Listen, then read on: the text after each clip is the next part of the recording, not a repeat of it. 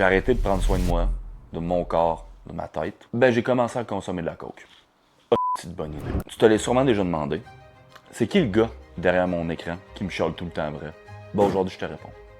J'ai pas toujours été ce gars-là. Moi, quand j'étais kid, j'étais le genre de petit gars à me faire des faux muscles avec des serviettes de bain et des barbouillettes. Déjà, j'étais obsédé de devenir gros pis fort. Mon père, lui, c'était pas le gars le plus bruyant. Par contre, sa force, pis surtout ses avant-bras, qui étaient vraiment la grosseur de ma fucking tête, ça m'a toujours impressionné pour vrai. Longtemps, j'ai voulu avoir ses avant-bras. Ça, c'est lui qui me coachait au baseball quand j'étais jeune. Puis moi, je voulais juste une chose, le rendre fier. Puis quand j'ai commencé à m'entraîner pour vrai, lui, il avait une camisole.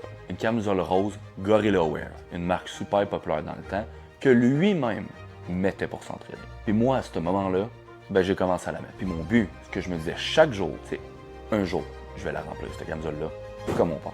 Je voulais devenir gros comme lui. Ensuite, il y a eu mon premier vrai coach, Steven. Steven m'a appris à m'entraîner pour de vrai, pas juste à lever des poids dans le vide. Il est plus là aujourd'hui, mais ce qui m'a transmis ça, par exemple, ça m'a jamais quitté. Ensuite, dans les mêmes années, il y a eu Moriflex. Il y en a qui s'en souviennent, d'autres que non. C'était ma marque de linge que je m'étais parti parce que déjà, je voulais aider les autres. En faisant des vêtements à coût abordable qui permettraient à tout le monde de pouvoir s'entraîner dans des vêtements qui n'étaient pas de la scrap. Puis pendant ce temps-là, il y avait ma mère. Ma mère m'aidait beaucoup à prendre les bonnes décisions, pas me faire influencer, puis surtout avec ma comptabilité. Parce que moi puis les chiffres, ça a toujours été dur. Elle croyait en moi, même quand c'était fuck all solide. Puis malgré tout ça, calissement dérapé. J'ai arrêté de prendre soin de moi, de mon corps, de ma tête, puis j'ai perdu du monde. Puis tranquillement, j'ai commencé à penser que je méritais moins. Je me suis mis en relation avec des gens que j'aimais pas pour vrai, juste parce qu'ils m'acceptaient comment j'étais rendu. Puis au lieu de régler ça, ben j'ai commencé à consommer de la coke. Oh, c'est une bonne idée. Juste pour oublier, une heure après ça, une journée après ça, des semaines, juste pour au final oublier de tonnes de marde que j'étais rendu. Jusqu'au jour où je me suis ramassé à l'hôpital. C'est là que ça l'a fait, c'est pour vrai.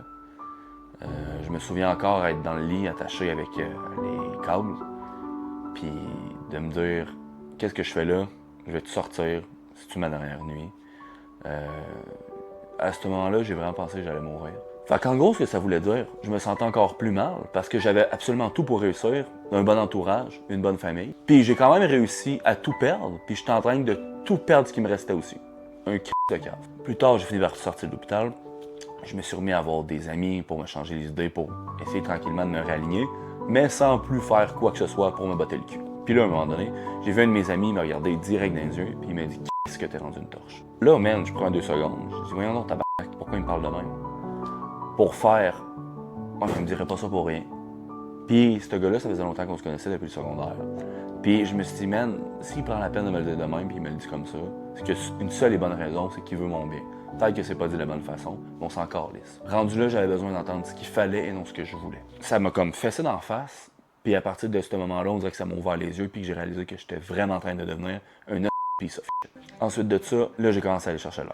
J'ai commencé à me remettre en forme, m'occuper, prendre les bons choix, puis c'est là que j'ai rencontré Steve, mon deuxième coach. Il m'a aidé à me remettre sur pied, sans le savoir. Il m'a aidé à me reprendre en main, me fixer des objectifs, puis avoir quelque chose pour m'occuper au lieu de faire les mauvais choix. Puis on a commencé à construire quelque chose de solide, des bonnes habitudes pour rester clean et faire les bons choix. Ce qui m'a amené au final à me trouver d'autres objectifs, parce que sur le court terme, j'avais repris ma vie en main, mais je voulais que ça continue, puis j'avais besoin de quelque chose qui me drive plus que ça. Donc, c'est là que j'ai rencontré Dave, parce que je me suis donné comme défi de me mettre à faire de la force, puis je regardais beaucoup de vidéos de powerlifting, puis ça me donnait vraiment le goût d'en faire quelque chose. Donc après ça, Dave a pris le relais. C'est là que je suis tombé dans le powerlifting. J'ai commencé à transformer mon physique, à pousser pour de vrai, et même à compétitionner.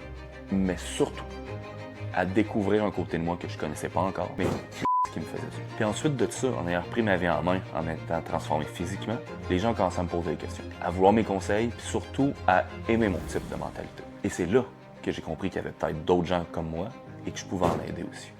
Parce que je voulais que tout ce qui me soit arrivé n'ait pas servi à rien, puis qu'en retour, je puisse aider d'autres personnes. Fait qu'ensuite, ce qui est arrivé, c'est que j'ai décidé d'aller chercher des certifications pour comprendre pourquoi, comment ça, puis de quelle façon le corps fonctionnait, parce que j'ai toujours été comme ça.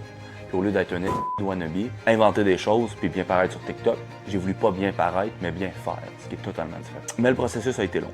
Donc, j'ai fini par rentrer plombier, parce que j'y croyais plus ou moins, parce que c'est très long, et il y a une énorme concentration de coach, qui est moins rendu un métier, mais on dirait une mode ces temps-ci. Mais on en fera une autre vidéo à un moment donné. J'ai rentré comme plombier en même temps. Je faisais des 40, 60, 50 heures. On commençait à des heures de débile, on fait à des heures de fou. Fait que moi, je voulais pas avoir l'air de fait que j'ai jamais dit non. J'ai toujours rentré, malade, pas malade. Parce que tu tombes de toi un heure, on encore lisse. Bon cadre. Mais à un moment donné, il a fallu que je fasse un choix. Il est arrivé un événement où est-ce que je n'ai pas pu continuer à rester travailler là-bas. Donc, ça m'a mis le dos au mur. Là, j'ai fait « OK, ça veut dire quelque chose, mais c'est pas une raison pour qu'on se replante et qu'on laisse tout tomber. » Fait qu'à ce moment-là, j'ai pris 2-3 jours pour y penser. J'ai regardé les clients que j'avais, j'ai regardé ce que je faisais, j'ai regardé ce que j'aimais, et je me suis dit « Tu sais quoi? Fuck it! On se lance, on y va à 100%. » C'est à partir de là que j'ai commencé à travailler 100% pour mon coaching, puis 100% pour aider les gens. J'ai continué à me former, à évoluer, à aller chercher d'autres formations, parce que lorsqu'on arrête d'apprendre, on meurt en tant que personne, donc toujours important de se former. C'est ensuite là que j'ai rencontré la gang de Five Trees, des bons malades mentales, comme moi, puis notre énergie à le matcher, tout de suite. Gang intense, avec la même intensité que moi, qui est devenue comme une famille au fil du temps. Ensuite de ça, voyant toute mon implication, puis en continuant de côtoyer Dave a vu toute l'énergie que je mettais là-dedans, puis il aimait beaucoup comment que j'amenais mes choses, ma mentalité, puis de la façon que j'aidais les gens.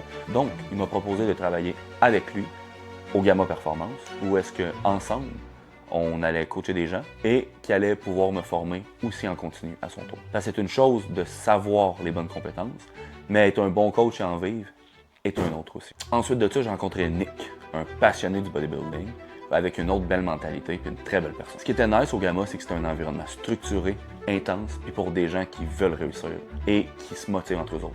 Très fucking nice. Tout le monde fucking pushait pour eux. Fait que ça m'a emmené à un autre niveau. Au fil du temps, en jasant avec Nick et en ayant le goût d'essayer autre chose, j'ai décidé de continuer à me faire coacher avec Nick. Nick m'a amené une autre vision, pas juste de l'entraînement, mais du mindset aussi. Bien dans son corps, c'est cool, mais être bien dans sa tête, c'est encore plus important. C'est là que je continue encore ma transformation et que j'ai pour l'instant perdu un 30 livres total, avec l'idée, attention, spoiler, de monter sur un stage de bodybuilding. Oui, je l'ai dit. Oui, c'est prononcé. Est-ce que je pensais le dire un jour dans ma vie? Fuck all. Ben, regarde, voilà un autre défi. Fait que la conclusion là-dedans, si aujourd'hui, tu m'entends te pousser dans le cul, c'est pas pour te faire chier. C'est parce que je sais c'est quoi se péter la gueule puis tomber de bas. Je sais aussi c'est quoi se perdre. Et surtout, je sais aussi c'est quoi se reconstruire. Peu importe t'es où dans la vie et ce que tu vis en ce moment, tu peux toujours t'en reprendre. La seule personne qui peut t'empêcher réellement de devenir qui tu veux, c'est toi-même.